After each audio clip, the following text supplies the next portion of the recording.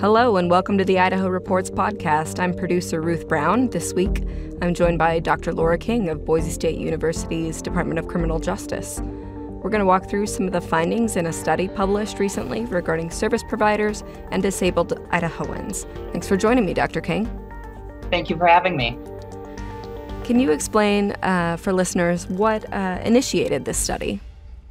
Sure. So back in 2021, myself and other researchers at Boise State, so Dr. Lisa Bostaff, she's the principal investigator, Dr. Lane Gillespie, and Dr. Jessica Wells, we engaged in a contract with the Idaho Council on Developmental Disabilities to conduct a 3-year study examining a variety of aspects of victimization of people who have disabilities.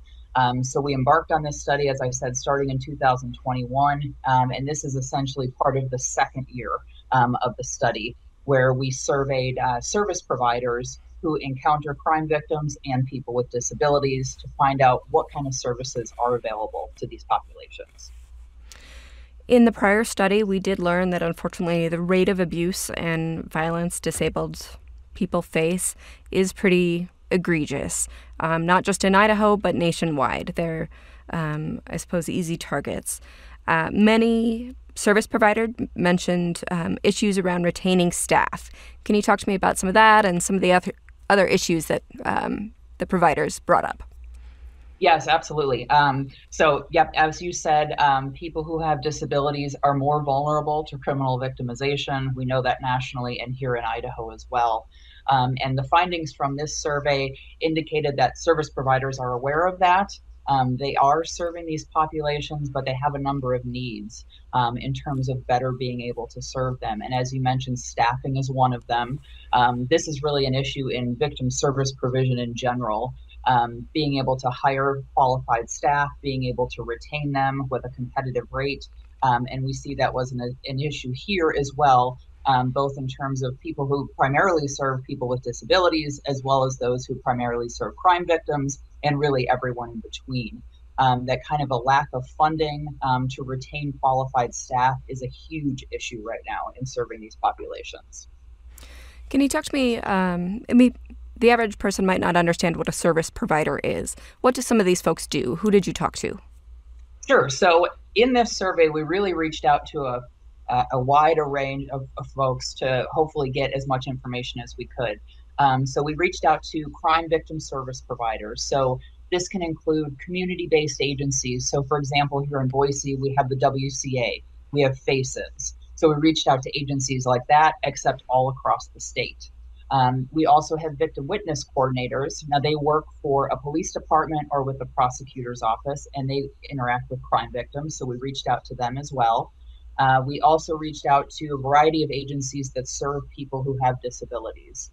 So this could be advocacy groups, independent living centers, variety of different folks who provide services to these populations. And then we also reached out to health and welfare, for example, and other social service providers. Anyone we could think of that might come into contact with crime victims who have disabilities, really. Training and language barriers were some of the key things they brought up. Can you walk me through what did you find? Yeah, so in terms of the language barriers, so we asked the survey respondents if they provide services in other languages. Now, the majority said they did, but the percentage was around 63%, I think, that said that, yes, they provide services in other languages. So, I mean, that left almost 40% that did not. So we identified that as a potential barrier. So we're thinking here not only other spoken languages like Spanish, French, Russian, but also American Sign Language and being able to communicate with people who are nonverbal. So those are a variety of different language barriers that some service providers might encounter if they don't have access to those resources. Can you talk to me just briefly about how did the rate of abuse, neglect, and exploitation that individuals with disabilities, how does that compare to perhaps a group of individuals who do not have a disability? That was what I found most jarring, I think, in the last study. You may not have the numbers right in front of you, but Can you walk me through Pulling them how up. does that compare? Yeah, so it's really hard to get data on this, first of all, because a lot of people don't report. So we don't necessarily have data from law enforcement because people aren't reporting these crimes. And they may not be getting services otherwise. Some folks with disabilities may not even be aware that they're being abused, depending on the situation, or they may fear that reporting will actually make it worse. So it's really difficult to get exact numbers on this. But looking nationally, so the National Crime Victimization Survey is probably our most reliable source of information for victimization. And they do assess whether people have disabilities or not. And recent results found that people who have disabilities are more than 4 times likely to be violently victimized than people who do not have disabilities. So the rate in 2019, so for people who have disabilities, was 49.2 per 1,000 people, compared to people without disabilities was 12.4 per 1,000 people. So that is quite a difference. Um, and the great thing about the National Crime Victimization Survey is that it surveys people across the U.S., and it doesn't matter if they reported the crime to police or not. So we're getting information from those people who are not able to report the crime or choose not to report the crime. So that is one great thing about that data source, but I think it's still an underestimation of how often this is occurring. There were some recommendations, progress that can be made. Can you walk me through a few of those? What are some recommendations from this survey? Absolutely. So one of the biggest ones was increased collaboration. So we found there's a lot of agencies across the state who serve crime victims with disabilities, or maybe only serve crime victims or only serve people with disabilities. But we saw a lack of collaboration. And we know that resource shortage is an issue for serving these populations. So our recommendation was to increase collaboration among these agencies to better enable resource sharing. So these agencies are aware of one another. You know, maybe this agency has these resources, this one has these, and they can share those resources as needed. So we recommended establishing a network of providers in the state who serve crime victims who have disabilities. We also recommended some local media campaigns to raise awareness about this issue and also to better advertise services. So one thing we find with crime victimization is in general is that a lot of people are not aware of the services that are available. A lot of times it's not until you're in the situation that you need to find out where the services are. So raising awareness about where services are available is very useful. And then we also recommended a regional list of providers that would be accessible to the public. Anyone could go and say, okay, you know, if I need this service, this is where I can go to get it, particularly for crime victims who have disabilities. So that collaboration was a big piece. Training was another piece. So in the survey, we asked, you know, do you require training for serving people with disabilities? And a lot of the agencies that responded said they did, over half did. But they also said, we do have training, but we need more. We would really welcome any more training that you have available. So on a variety of different topics, but we specifically recommended that for agencies that primarily serve people with disabilities, that they receive more training on serving crime victims as well. So when a client comes to them and they find out they have been victimized, that agency needs to know what to do. How do they help that person? And likewise, agencies that serve crime victims, we'd like them to have more access to training on serving people with disabilities, so that when they encounter those populations, they can better serve them. A few other recommendations. So data collection was an issue. So we found that a lot of the agencies, so maybe crime victim service providers, you know, their main goal is to serve crime victims. And we found out that a lot of them do not track whether people have disabilities or not.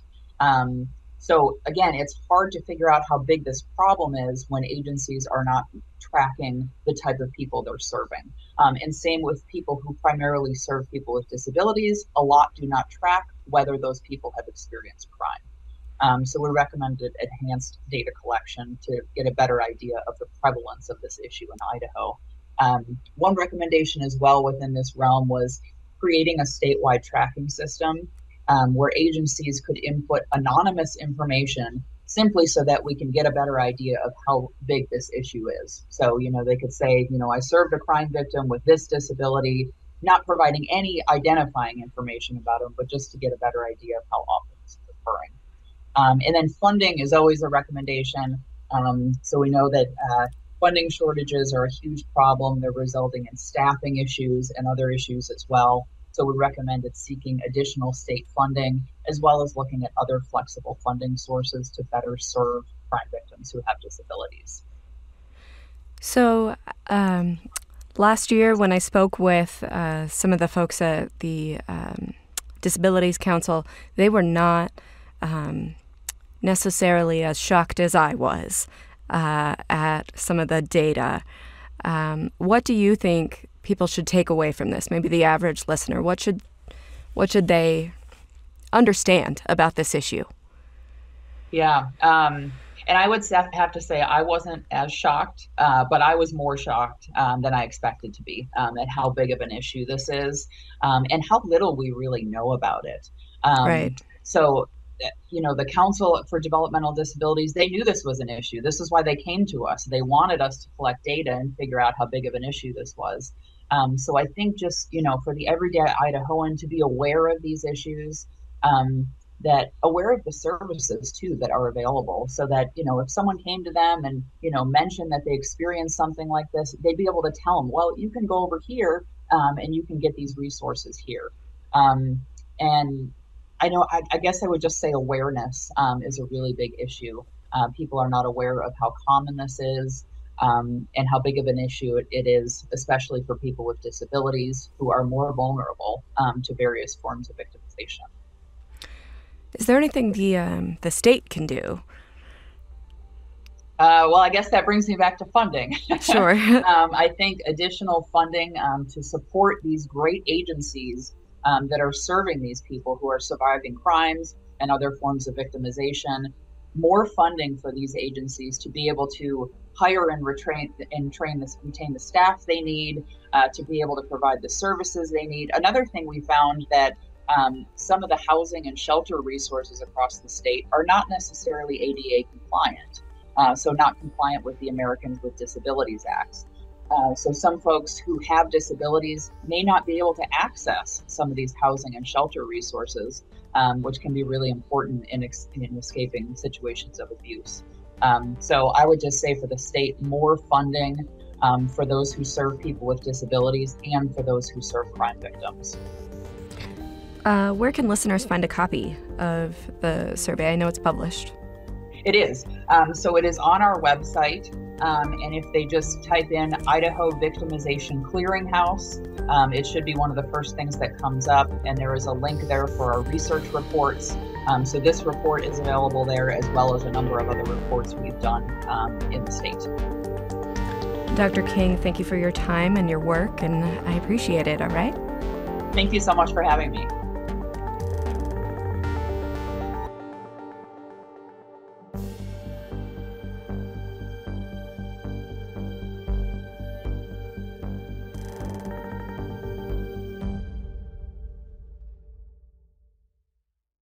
Presentation of Idaho Reports on Idaho Public Television is made possible through the generous support of the Laura Moore Cunningham Foundation, committed to fulfilling the Moore and Bettis family legacy of building the great state of Idaho, by the Friends of Idaho Public Television, and by the Corporation for Public Broadcasting. Hi, I'm Marcia Franklin, the producer and host of Dialogue. For more than 25 years, we've been bringing you conversations that matter. More than 150 of those conversations are with writers, and now you can take them with you wherever you go, while you're walking, around the house, or in the car. Just search for Dialogue with Marcia Franklin on Apple Podcasts and other podcast platforms, and remember to subscribe so that new shows download automatically. Enjoy.